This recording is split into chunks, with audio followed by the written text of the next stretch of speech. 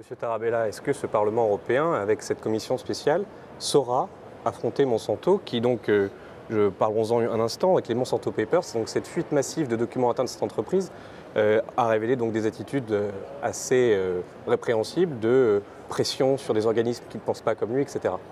Est-ce que ce Parlement va pouvoir l'affronter?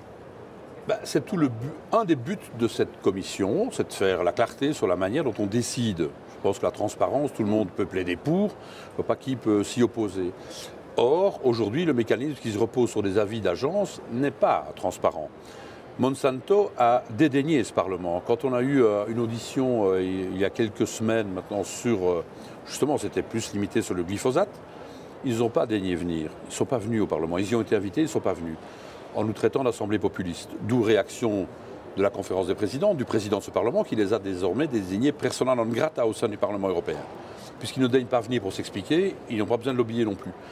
Donc, il est clair qu'au travers de cette commission, même si elle ne va pas se focaliser que sur l'entreprise, on doit faire une clarté qui aujourd'hui n'existe pas.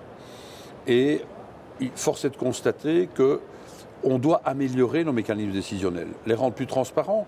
Et je pense que cette commission est utile. Pourquoi ? Parce qu'il s'agit aussi de la santé, de la sécurité alimentaire, mais de la santé de 500 millions de consommateurs. On est responsable de cela. Moi, je ne suis pas nécessairement anti-pesticides. Je dis qu'on doit faire un effort pour essayer d'en utiliser le moins possible. Et essayer de peut-être changer à certains moments. À des endroits, on ne peut pas l'éviter. On parle des néonicotinoïdes, par exemple. Dans la betterave à sucre, c'est compliqué de l'éviter. Il faut pouvoir le dire aussi. Et donc, clairement, essayons de trouver des méthodes alternatives et de les promouvoir. Mais surtout, le but ici, c'est de faire la clarté en invoquant... Moi, je n'aime pas invoquer le principe de précaution, parce que sinon on ne fait plus rien du tout. Surtout à l'égard du glyphosate qui est sur le marché depuis 40 ans. Mais les nouveaux pesticides qui vont arriver, on doit avoir un mécanisme décisionnel clair, avec des études publiées. Est-ce qu'elles sont fiables? Est-ce qu'elles sont suffisamment indépendantes de l'industrie? C'est ça qui doit être fait à l'avenir, parce qu'aujourd'hui, il y a plus qu'un doute. Et ça, je m'excuse, mais ça doit être levé. Et Monsanto est probablement une entreprise qui participe de cette rétention d'informations, de cette opacité.